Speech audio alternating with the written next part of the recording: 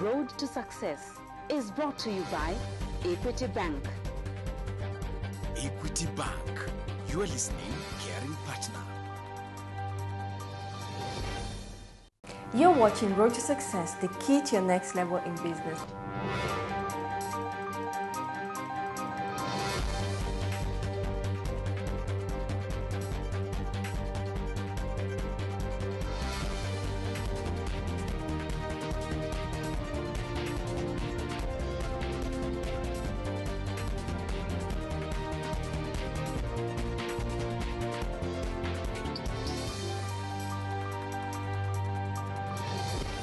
You're watching Road to Success, the key to your next level in business. Our guest is Martin Ojay of Ojay Designs. Karibu sana. Thank you so much. It's really an honor to have you here on our show because you are doing amazing things like turning trash into cash. We are glad you are doing that. And basically, with the environment change, we actually need such. What is it that you are doing so that everybody understands? Basically, Ojay's Designs, we are a furniture manufacturing company that deals mostly on recycling bicycle parts. We turn bicycle parts into furnitures. How did that idea start? Because you were an accountant before you started your business. What I can say is mostly is because of necessity. What do you mean necessity? Necessity comes in such a way that I was in need of a furniture. I was in need of a coffee table. For your house? For my house. And I wanted something that is unique. Most of artists want something that is unique, something that sets you apart from others. So basically, that's how the idea came about. And I like cycling a lot. When I was working, most of the time I used to cycle to work, right from Umoja up to Westland. So in the cycling part, you think about many things. As you're cycling? Yeah. You see your minds get to wander a lot. That's when the idea came about. I thought of it that maybe there's much to cycling a bicycle than just taking you from one place to another. You can do something else with it. Yeah. So Martin, how did the business idea develop? Business idea developed when a friend of mine came to my house and he kind of liked the bicycle furniture, the bicycle table. So he commissioned me to make one for him. So that's when I did the same, went to look for bicycle parts. I took to the same person who welded them for me. So, and I sold it for around 6,500. That was the first cash. To your friends? Yeah, that was the first cash I ever got from the bicycle design parts. Now I thought of it that this one be a good business venture. It's something that is unique, never seen it anywhere. You can never find it anywhere else. So I started saving for the business part. But meanwhile, you're still working? Yeah, I was still working. That was back in 2010. That's when I started saving now. My projection for starting it was around 250 to 500K, but I managed only 120. What you had projected to start the business with was 250 to 500,000. And that was for what? I managed to make my own website via KBO, and I started a Facebook page.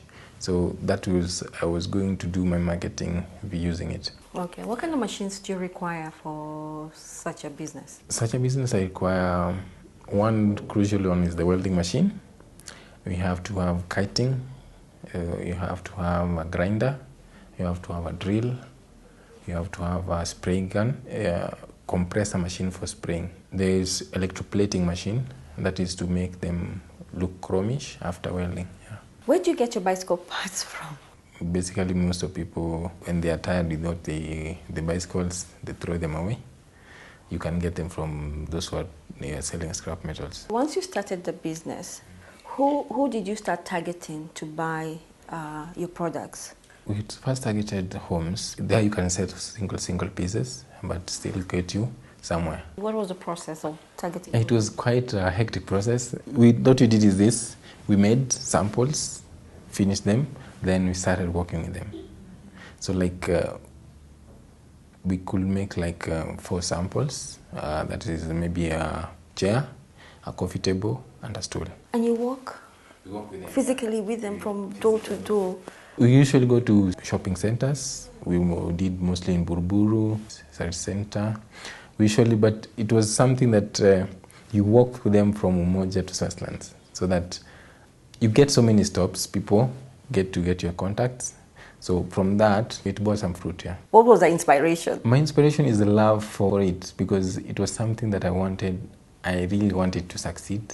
And it's something that I want to Kenya, that's something that is unique.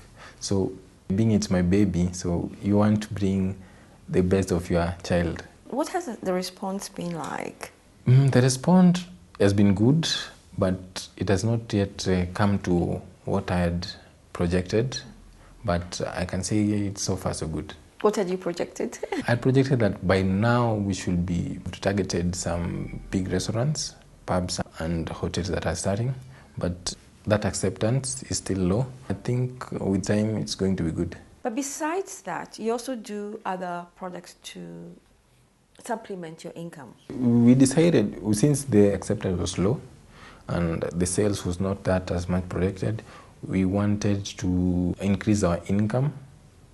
So we ventured into all kinds of furnitures. So from metallic work to woodwork, we are all there. In metalwork, we do everything from beds to coffee tables to sofas, everything in metalwork. We do woodwork. We do everything in woodwork. So all that we are supplemented. And apart from furnitures, we also do artworks, paintings and all that. Yeah. Martin, we must take a break, but when we come back, we'd like to know what were your intentions or what did you want to solve by starting your business? You're watching Road to Success, the key to your next level in business. Don't go away.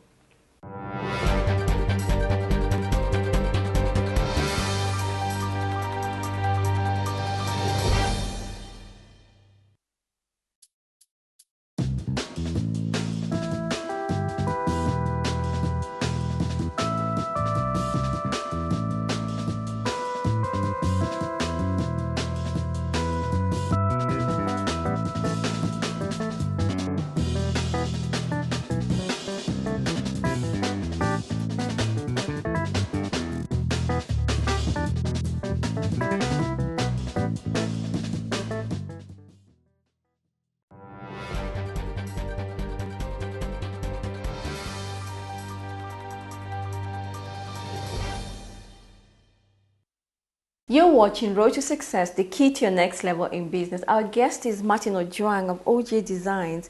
You do have amazing designs, but I'd like to know, how did you transit from being an accountant, that's numbers, into becoming an artist that you are? It's all inbuilt, something that the talent that I have. That's, I think, reason why it was easy for me to transit from being an accountant to what I do now. But everybody who starts a business, they come in wanting to solve an issue. What was yours? Mine was to bring something that is unique. You see, most of the people who do furnitures, actually what they do is that they go look for what someone has done and then they do the same. So there's nothing that is different. There's nothing that is unique here in Kenya market in furnitures. So we wanted to bring that into account so that what you do totally different from what other people do. So you'll find that basically all that we do, we either customize, very much critical customization, such that to your specification, other than just doing what we do. But I come with my designs and then you decide, you whatever material you have, you can then create something out of it. Is that what you're saying? We are copying a wooden furniture and bringing it into a bicycle furniture. Or like something like this. Something like this. You make it into a bicycle furniture. That's how we do it. We try to bring the best of wooden furniture in bicycle design, or the best of metallic furniture into bicycle design. Other than that is that even our metal design furniture, we try to bring something that is unique, something that is not obvious you'll find around. A piece like what I saw, like the coffee table, how much does it cost to create something like that? It is a little bit high, considering how you look at it and what is in the market. Because most of the furniture that you get from around Kenya or from shops, most people buy their furniture from supermarkets when it comes to coffee tables. So most of them are from outside the country. Most of them are from China, basically. And when you look at it in durability-wise, our furniture is not expensive because you'll spend like the coffee table that you see goes for around 17K, and it's something that will take you a lifetime, because if we do a specification, we do use that tempered glass, that's a very strong glass, and the frames are welded properly. You will never go to a shop to buy a coffee table. You will never. We also give you a guarantee that this thing will last you for a certain period of time, which I'm sure that is something that will go for a long time. What advice would you give anybody or a young person who wants to venture into your kind of business? You should never give up on what you dream that can work, so that you can be having a weird thought, but it can be the next big thing outside. Did you dream of this though? Growing up, did you know at some point you wanted to do this? I actually know, because basically all I was thinking when I was growing up, I wanted to be an accountant, I wanted to be a doctor. You see, that's how the school is set up. So that, and they made it worse, that in a way that they removed the art part of it in the syllabuses. So we don't have that much to do. Martin, what plans do you have for Ojay Designs going forward? Going forward, we are looking to move outside Nairobi, because right now we get a lot of customers from outside Nairobi. That's from Mombasa, from Kisumu, from Homigori and all that. So trying to do supplies to those sides is very hard. Right now we don't have our delivery van, so that's one of the things that we are looking into. And then secondly, we are looking into opening branches in major cities. Are you training people, for you to be able, because you cannot be everywhere? I'm doing training. A few months ago, I was doing some training for some kids. They were street children, so they're doing woodwork and all that. So we are doing their internship and training them. Other than that, I've been training new staff so that at least we are moving out of Nairobi, can dispatch them to different places. Yeah. So in 5 years' time, we are looking in such a way that we can find us in all parts of the country. So it's not just in Nairobi. And secondly, we have been in talks with some guys from outside Kenya, that's in Nigeria. So we get a lot of customers from not only in Kenya, so outside too. We want to move out from where we are at now, because it's not that strategic. So we want to be somewhere which is closer to people from around Nairobi. So where you can get to us very easily. Martin, because you're so resilient and very motivated, there's no doubt you're going to be taking Kenya, Africa, and the world indeed by storm with your creation. And I wish you all the luck. Thank you so much. You're watching Road to Success, the key to your next level in business. Next, we have Maurice Ondiek from the Youth Enterprise Development Fund. Please don't go away.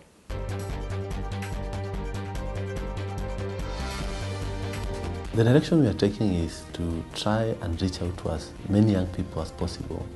We have to create awareness that business opportunities are there, and more importantly, the financing for those opportunities is a reality.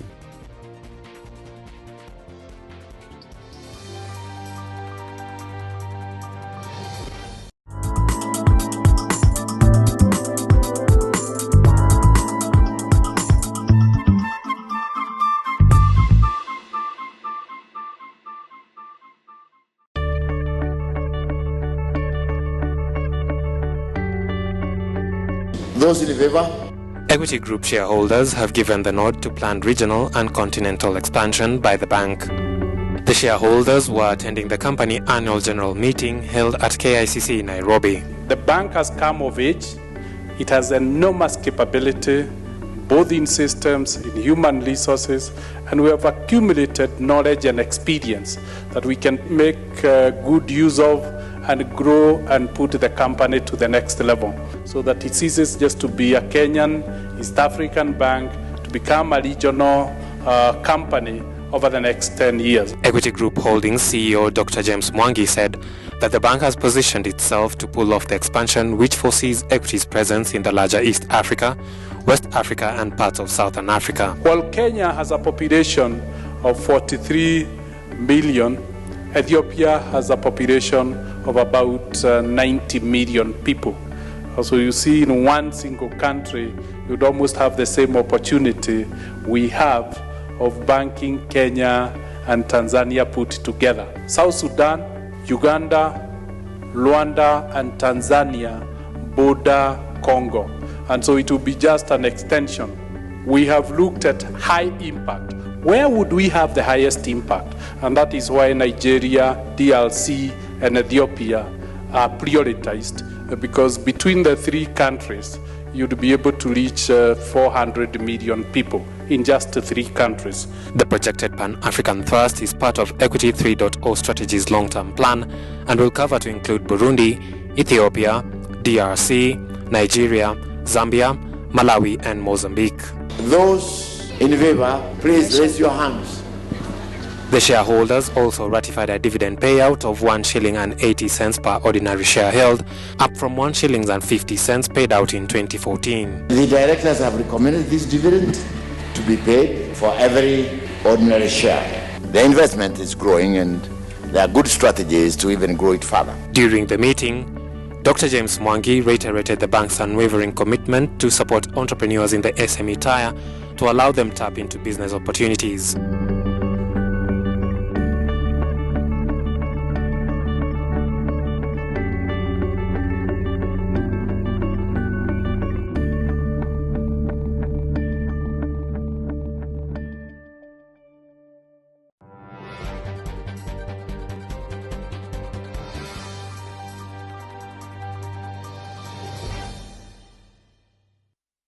Welcome back. You're watching Road to Success, the key to your next level in business. Our guest is Maurice Ondiek of the Youth Enterprise Development Fund. Thank you so much for being on our show.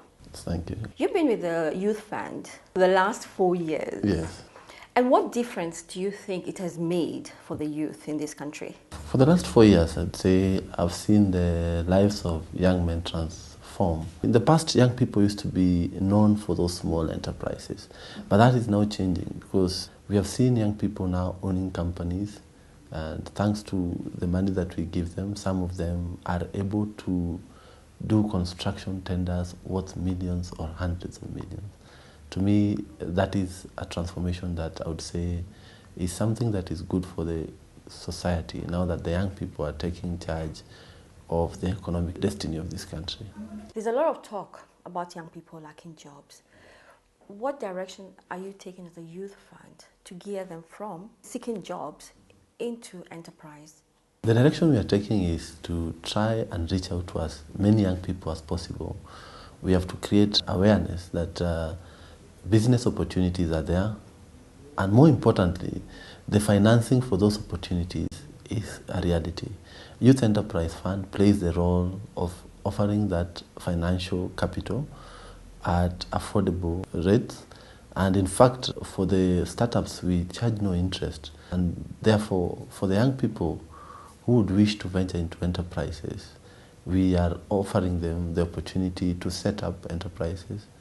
And also, we provide skills. Apart from the finances, we do training, entrepreneurship training, for the young people who apply for those loans. What kind of ideas come on your table on a daily basis? Young people are innovative. Although majority of the ideas are based on retail business, agribusiness, that is poultry, crop husbandry. The other groups of youths who have come up with good ideas for funding in ICT and in other areas of innovation, we rarely don't say no to the ideas, but in most cases we help them redefine those ideas to fit into the real world. Some of the ideas are good, but when you look at the proposal, the funding request does not match the proposal. For example, he wants to start a livestock business, and we'll ask you for $500,000 to buy and sell livestock. Then you look at, if it's to buy and sell livestock, at $500,000, this would buy more than 20 cattle. If you look at, let's say one is 20 or 25,000. So you find this is someone you can advise, because he has no experience in this business, to scale down and maybe start off with 2 or 3. As he progresses, we shall be able to finance him more and more. So we want to walk the journey with them so that these business ideas don't end up being a frustration to the same young people. He bought 20 heads of cattle thinking that tomorrow they'll all sell, but maybe the market could only afford to offer him an opportunity to sell 2 or 3. And what is the criteria that you use to determine whether this person will get a loan or not? The first criteria for anybody to qualify for the youth fund loans is criteria for being a youth. The Constitution defines a youth as anybody below the age of 35. If you've qualified, you are Kenyan and below the age of 35, then that is the biggest criteria. The other one is we look at your business proposal. Is it feasible? Can it work out? If it can work out, then we can have you get financed. If it does not, again, we'll take you through, we'll train you on how to redefine that idea so that you don't lose out. Once the process of the application is done, do you sit with these young people and interview them to see whether they can actually take this idea to the next level? Our application form is interrogative, is a question and answer, but it has all the tenets of a business plan. So you'll find a question of, why do you want to set up this business? Where will you sell? Who are your customers? We can derive that from the feedback we get. And if there is need for further interrogation, we shall have a discussion with the group or the individual and be able to find out actually if this business is viable or not. And how long does a business loan take? A business loan, the maximum time is 1 month. For approval? No, for the whole process, for the check to come out. Having engaged these young people in the last 4 years, what is the most critical advice you would want to share with the young people? Business opportunities are there, and there's always the fear of, will I succeed or not? As young people, I would tell them that this is the age that your risk-taking propensity is high. You may grow old, and a time will come when you will not be able to imagine making some steps. So at this age when you are agile, can be able to do things, my advice is take advantage of opportunities. However, our risks should be calculated. Seek advice. You can come to our offices at Youth Enterprise Fund. Share with us, I have this idea. I would want to do this. Please guide me on how to set up this enterprise. From our experience, we can be able to tell you this kind of business you want to start. About 5 or 4 youths have started. However, this is the kind of challenge they are facing. Do you think you're up to it? We can even advise him, when you start, don't go this way, because this way has been proven not to work. You can try another way. And therefore, my advice to the young people is take advantage of these opportunities, especially the opportunities that are coming out in the government procurement. The 30% offer for tenders is quite a good amount of money for young people to take advantage of. That, I think, should be able to remove most of us from being poor to the level of being middle income or even above. Thank you so much, Maurice. That information is very vital. And as far as we are concerned, there should not be any youth sitting at home waiting to get a job. They should be actually out there creating jobs and creating wealth, not only for themselves, but for the country. Yes. Thank you so much. Thank you. Thank you for watching Road to Success, the key to your next level in business. We would love to hear from you. Share your thoughts and your comments on 20511, starting with the word think. Have a blessed week.